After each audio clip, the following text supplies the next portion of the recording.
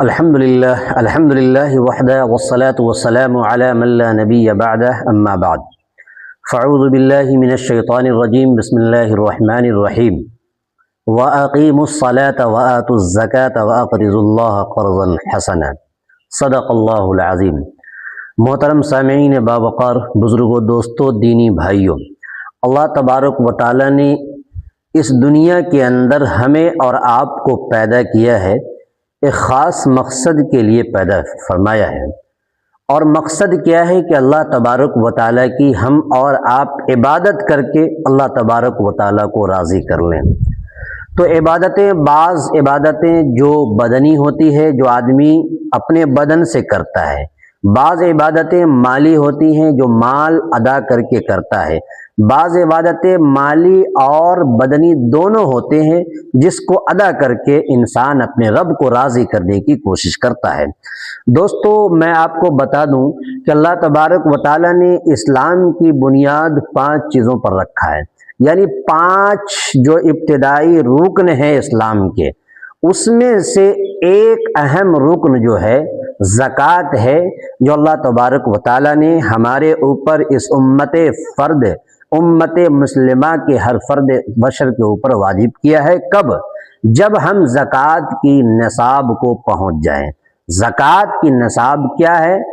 زکوٰۃ سونا اور چاندی میں ہو تو میں بتا دوں جو عموماً سماج کے اندر پیش آتے ہیں اور سماج کے اندر جو لوگوں کو رابطہ پڑتا ہے، وہ 4 طرح کے مال سے رابطہ پڑتا ہے، یعنی کہ سونا، دوسرا چاندی، اور تیسرا مال اور دولت یعنی روپیے کی شکل میں رقم، اور چوتھا مال تجارت ہے۔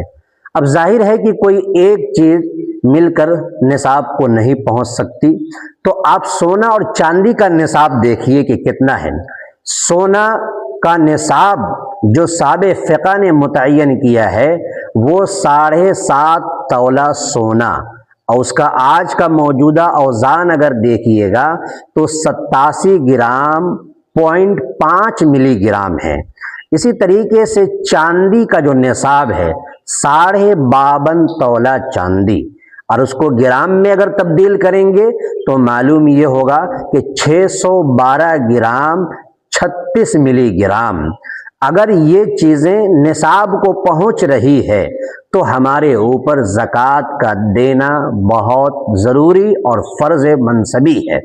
میں آپ کو بتا دوں کہ اگر کسی کے پاس صرف سونا ہو، نصاب تک پہنچ رہا ہو، کسی کے پاس صرف چاندی نصاب تک پہنچ رہا ہو، یا پھر تھوڑا سونا ہو، تھوڑا چاندی ہو، تھوڑا مال اور رقم کی شکل میں ہو، تھوڑا مال تجارت ہو، چاروں چیزیں مل کر اگر کوئی نصاب کو پہنچ رہا ہے تو ایسے شخص کے اوپر زکوٰۃ کا ادا کرنا فرض ہے اور زکوٰۃ دینا چاہیے۔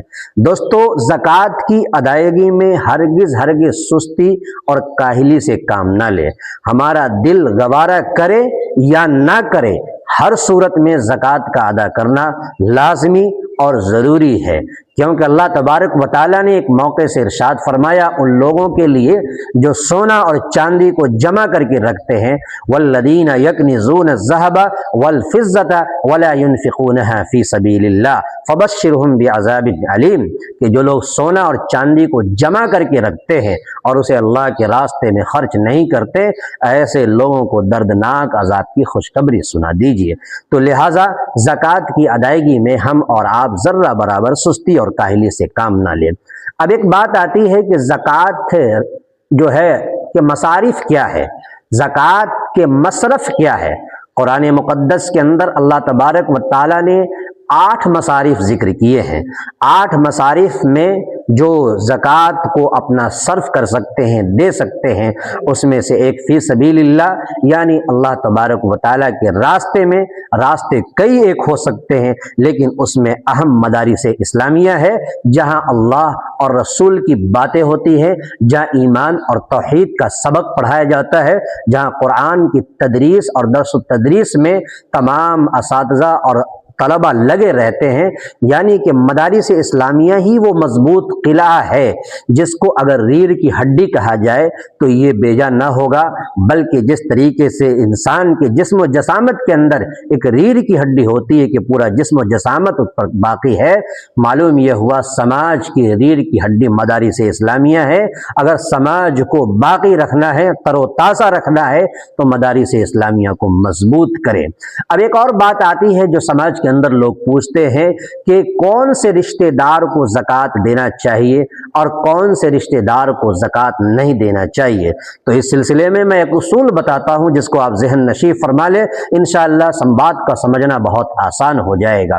اصول یہ ہے کہ ہمارے ایک اصول ہوتے ہیں اور ایک فروع ہوتے ہیں۔ اصول کا مطلب کہ جن جن لوگوں نے ہمیں جنا، جس نے ہمیں جنا، پیدا کیا، جو ہمارے وجود میں لانے کا ذریعہ بنے، اسے ہم اور آپ زکوٰۃ نہیں دے سکتے، یعنی ہمارے اصول جس میں ہمارے باپ، ماں، دادا، دادی، نانا، نانی آتے ہیں۔ اسی طریقے سے ہمارے فروع ہے، جس کو ہم نے جنا، جس کو ہم نے ہمارے ذریعے سے جس کو وجود ملا، اس کے اندر ہمارا بیٹا، بیٹی، پوتا، پوتی، ناتی، نواسی، یہ رشتہ دار آتے ہیں، ان کو زکوٰۃ نہیں دے سکتے۔ یعنی آپ کو جس نے جنا ان کو زکوٰۃ نہیں دے سکتے، اور آپ نے جن کو جنا ان رشتہ داروں کو زکوٰۃ نہیں دے سکتے۔ ان کے علاوہ تمام رشتہ داروں کو آپ اپنی زکوٰۃ کی رقم دے سکتے ہیں۔ اللہ تبارک و تعالیٰ سے دعا ہے اللہ تبارک و تعالیٰ آج کے اس خاص پیغام کو اور ہم سبوں کو سننے کی، اس پر عمل کرنے کی توفیق مرحمت فرمائے۔ ویڈیو اگر آپ کو سمجھ میں آتی ہے تو آپ اپنے رشتہ دار، دوست، احباب کے ساتھ بھی شیئر کریں اور ان تک بھی پہنچائیں تاکہ بات ان تک بھی آسانی کے ساتھ پہنچ جائے۔ السلام علیکم ورحمۃ اللہ وبرکاتہ۔